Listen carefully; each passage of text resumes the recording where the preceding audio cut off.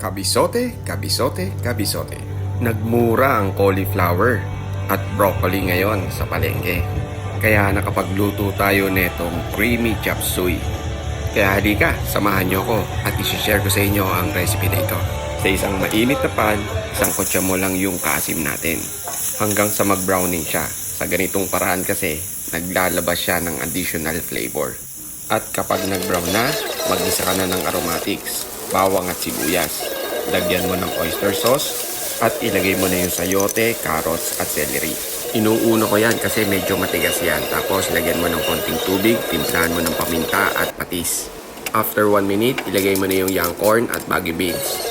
Mekos-mekos mo lang ng 30 seconds, sunod mo na yung repolyo.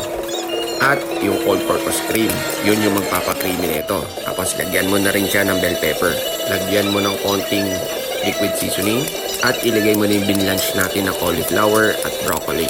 Ganito pala yung pag-blanch ko sa broccoli tsaka cauliflower. Nilalagyan ko ng konting salt at vinegar para ma-retain yung color niya.